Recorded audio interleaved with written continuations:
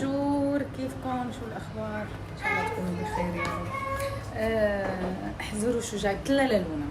اول شيء انا عن جد كثير اشتقت لكم والله، وشكرا كثير على رسائلكم الحلوه وكل شيء بعثتوا لي اياه، شفتهم كثير انبسطت برسائلكم الحلوه واللي سالتوا عنه هيك. هلا بدكم شو القصه. بس احذروا شو جايبت لها للونا. شو؟ دبي شوكولات.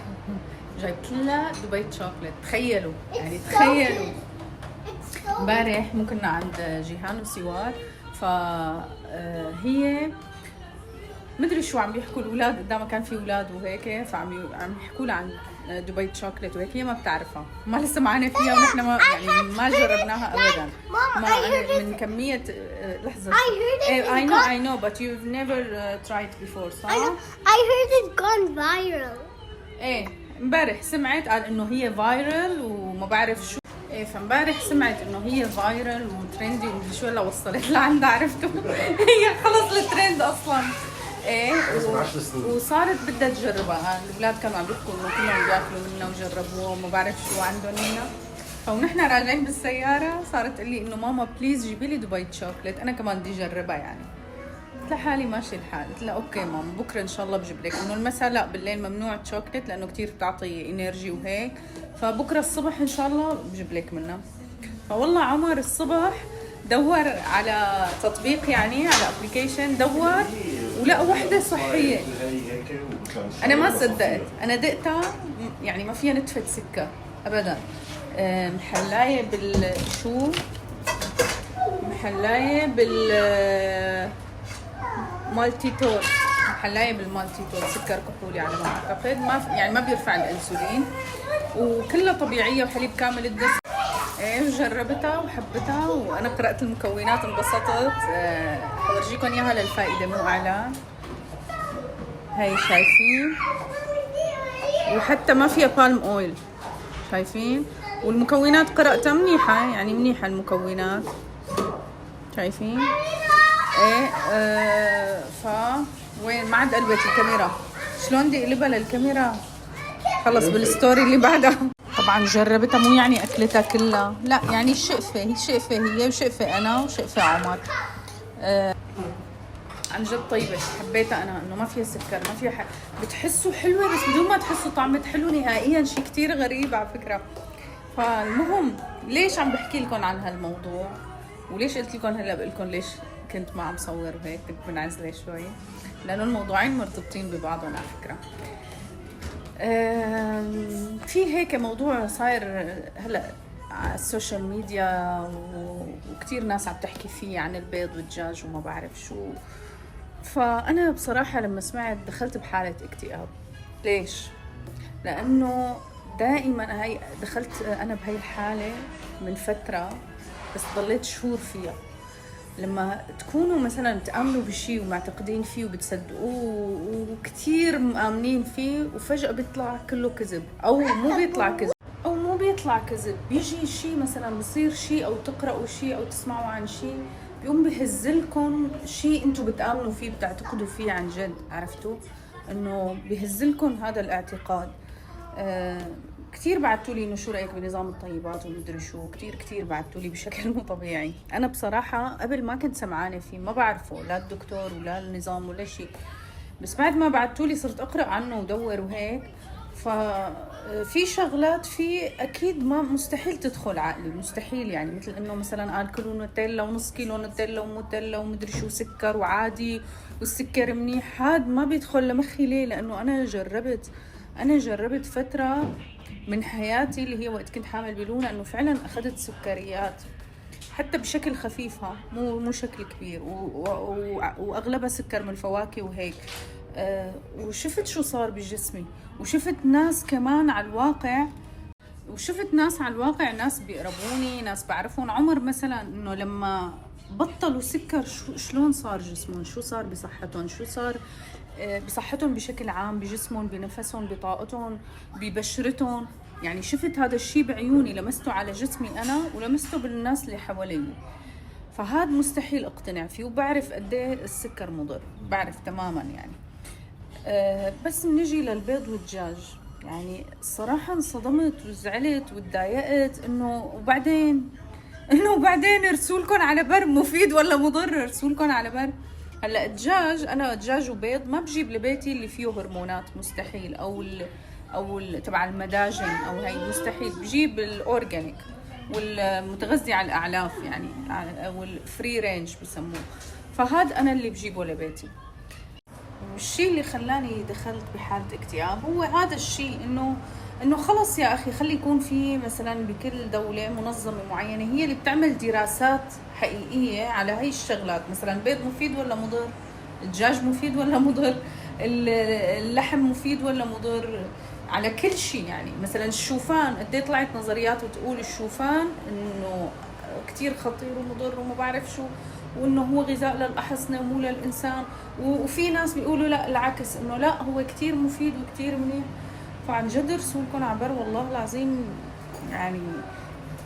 فليه جبت؟ شو الرابط بين انه جبت شوكليت دبي شوكليت بس انه لقيت خيار صحي بدون سكر؟ جبت لبنتي انه لقيت اخر شيء قد ما اعتقدتوا بالشيء وقد ما امنتوا ممكن بلحظه هيك كله يطلع غلط، كله يطلع كذب. قلت لكم مرقت بهاي الحاله من كم سنه يعني، مرقت فيها على شيء كنت عم نساوي قهوتنا مع بعض. فما بعرف انتوا شو رايكم بهالموضوع؟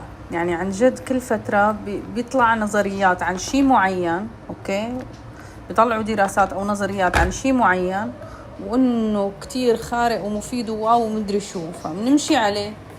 بنرجع بعد فتره بنسمع نظريات عم تقول العكس تماما، العكس تماما. فنحن مين نصدق؟ نعمل شو ساوي؟ فانا شو الشيء اللي وصلت له بصراحه؟ وقلت لكم انه يعني اخذت كورس تغذيه، فعلا غير لي نظرتي للغذاء. الشيء اللي وصلت له انه كل جسم له نظام معين، ما بصير نظام يمشي على الكل. كل جسم له حاله معينه، له شغلات بتفيده ممكن تضر شخص تاني، وشغلات تفيد شخص تاني ممكن تضرني. ممكن شخص ما يتأثر بالفواكه او السكر، انا بتأثر فيها. ممكن شخص تاني ما تأثر عليه. هذا الموضوع اللي كان شاغلني يا جماعة الخير.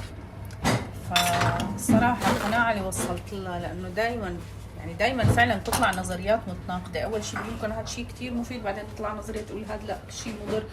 فالقناعة اللي وصلت لها انه فعلا كل انسان مختلف عن الانسان الثاني. كل واحد لازم يسمع لجسمه، يشوف هاي الشغلة. في اكلات مثلا تعمل له نفخة لعمر، انا ما بتضايقني. في العكس اكلات بتضايقني، ما بقدر اهضمها، بتضايق. يعني في ناس مثلا ما بتقدر تاكل ليه، عن جد انا بعرف، وانا هيك لما كنت صغيرة كمان. بعدين عمر عودني، هلا لا رجعت اتضايق منها. في ناس ما بتقدر تاكل لية الخروف، ما بتقدر ابدا، ما بتقدر اذا بلعت لقمة منها بتستفرغ يعني. فكل جسم مختلف عن الثاني، لازم نسمع لجسمنا، نشوف شو اللي بيضره، شو اللي بيفيده. ما عاد نسمع من برا، بكفي عن جد. كمان هاي القصة شو تعلمنا شغلة تانية كتير مهمة، انه ما تتمسكوا بشي شو ما كان يكون بتآمنوا فيه. ما تتمسكوا، ممكن بلحظة يطلع كذب، ممكن يكون خطأ، ممكن يكون وصل خطأ، فما تتمسكوا. هاي طبعا هاي تعلمتها من زمان على شغلات كنت فعلا كتير آمن فيها كتير، وكانت صدمة بالنسبة إلي، هزت يعني كياني. إنه شغلات تآمنوا فيها طول عمركم أو تربيتوا عليها أو معتقدات أو شيء، وتكون كذب أو خطأ أو مثلا يعني. الخلاصة ما تتمسكوا بأي شيء، أي شيء بلحظة ممكن ينتسف. فبس هيك. هلا شو حاطة فناجين هدول، هلا بقلكم بس صوركم ستوري القهوة بقلكم. كتير بيسألوني متابعين الجدد، بيقولوا لي شو هاد، ليش الفناجين فيهم قهوة؟ أنا بشيل هذا الوش وبحطه بالفناجين. شايفين هدول شو اسمهم فناجين الأمل. هدول بشربهم لما بكون محتاجة أمل. قولكم في أمل.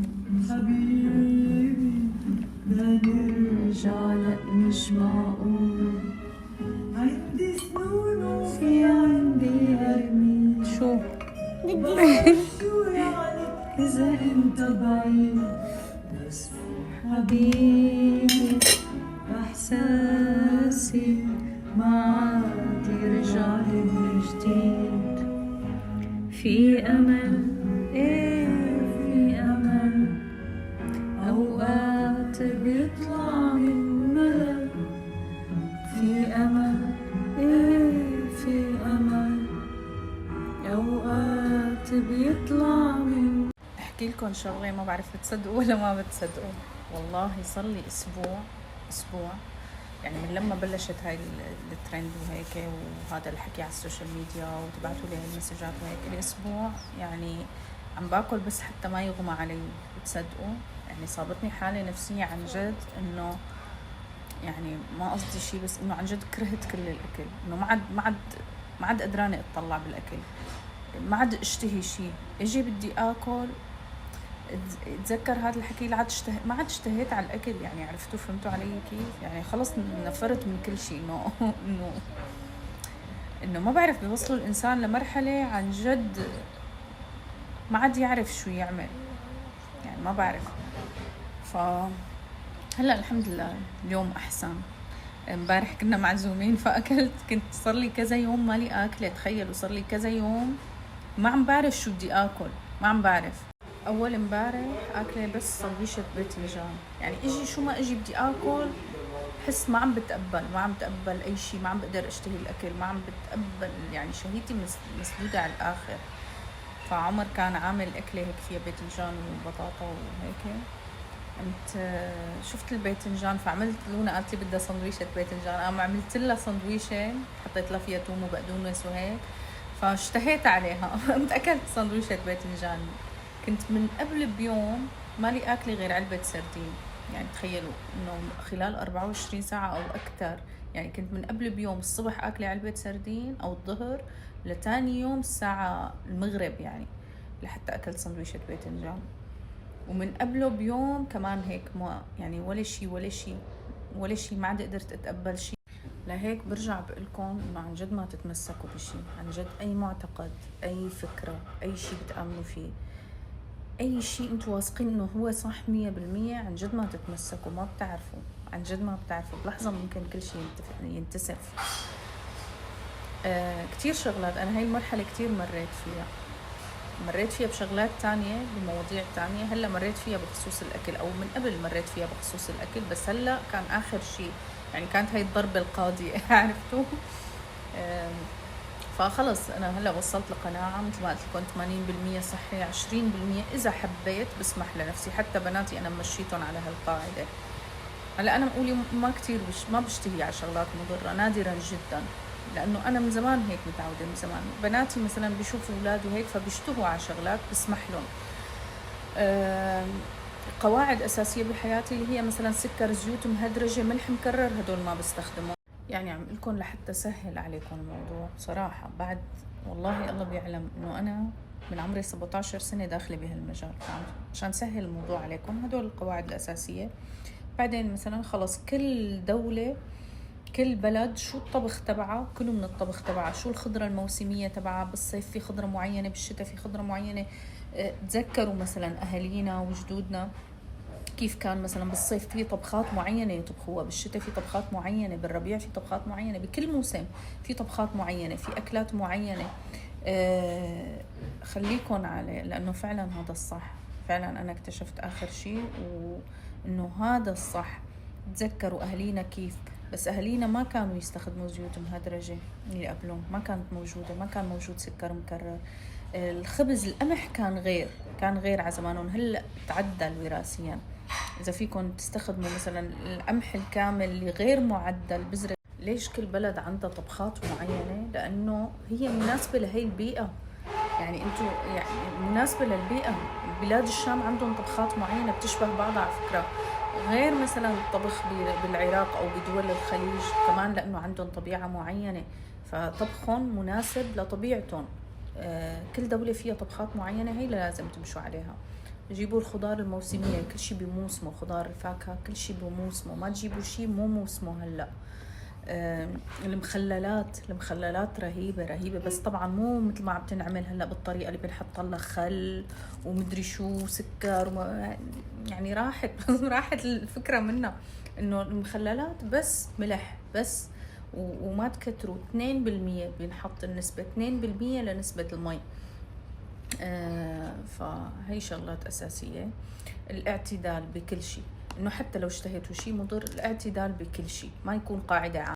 وعلى فكرة أهم قاعدة قبل أي قاعدة بالغذاء، أهم قاعدة إنه الكورتيزول العالي اللي هو الستريس مثلا أو الحزن أو لما تكون نفسيا مالك منيح نفسيا، إذا بتاكل كل شيء صحي رح تضل تمرض ورح تضل مريض.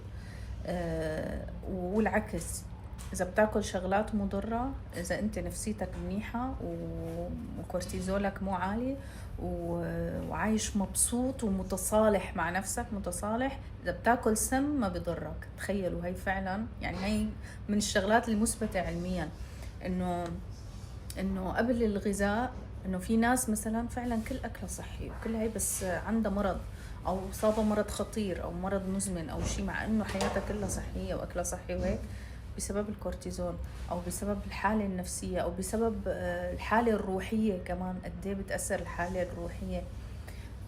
وعلى فكرة أهم قاعدة قبل أي قاعدة بالغذاء، أهم قاعدة إنه الكورتيزول العالي اللي هو الستريس مثلا أو الحزن أو لما تكون نفسيا مالك منيح نفسيا، إذا بتاكل كل شيء صحي رح تضل تمرض ورح تضل مريض. والعكس، إذا بتاكل شغلات مضرة، إذا أنت نفسيتك منيحة وكورتيزولك مو عالي وعايش مبسوط ومتصالح مع نفسك متصالح، إذا بتاكل سم ما بضرك. تخيلوا، هاي فعلا يعني هاي من الشغلات المثبتة علميا، إنه قبل الغذاء، إنه في ناس مثلا فعلا كل أكلها صحي وكل هاي، بس عندها مرض أو صابة مرض خطير أو مرض مزمن أو شيء، مع إنه حياتها كلها صحية وأكلها صحي وهيك، بسبب الكورتيزول أو بسبب الحالة النفسية أو بسبب الحالة الروحية كمان. قديه بتأثر الحالة الروحية. المهم هلأ ما علينا، أنا نسياني إنه عندي عزيمة اليوم، حاجة كفاها الله اليوم. لأقوم دوبني لحق جهز السفرة، نجهز الحمام تبع الضيوف والصالون، نجهز الأكل، جهز حالي كمان. ما بعرف، أنا كل ما يكون عندي عزيمة يا بتحسس يا مدري شو بصير فيني. تعرفوا هاي حبة المناسبات، أنا حساسية المناسبات عندي.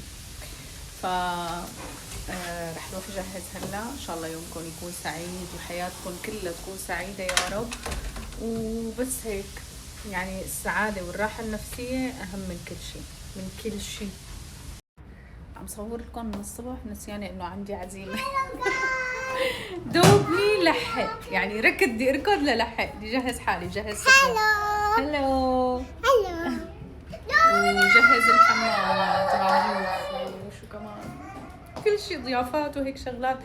فشوفوا شو رح طلع اليوم. عازمين دكتور محترم هيك كثير أكابر من حلب، هو وزوجته، دكتور مجاهد حمامي إذا بتعرفوا. ايه ماما دقيقة لشوف أنست بنتي وجاي.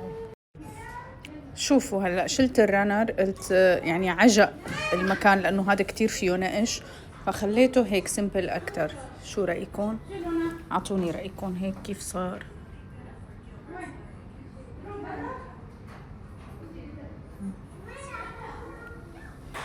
اعطوني رايكم على السريع. دوبني لحق البس انا هلا، ما ضل عندي شيء غير لازم البس. هلا هون خليت البنات، قلت لهم يجهزوا صينيه، يعني صاروا خلص بيعرفوا حافظين. صينيه لكاسات الشاي، صينيه لفناجين القهوه، وفناجين القهوه العربيه، وصينيه كاسات، صينيه مشاريب، كله هون بتجهز على القنصل. هلا بس جهزهم بصور لكم اياهم، بدي اطلع البس. صرت جاهزه، شوفوا جهزت السفره على سناب، روحوا شوفوها. لك شو لبست، قديه بقلي هاللون، عن جد كتير بحس بالبقلي. شو رأيكم؟ وشوفوا هذا طقم هيك جدا مريح جدا، انه كتستقبلوا فيه ضيوف البيت، كتير مريح وعملي وحلو بنفس الوقت. شلون؟ شوفوا شو لبست معه، اعطوني رايكم، مع انه مستحيل اتخيل اللونين مع بعض، بس حسيتهم كتير طلعوا حلوين كتير، يعني هيك غريبين وحلوين. شو رايكم؟ عملت هيك ميك اب خفيف.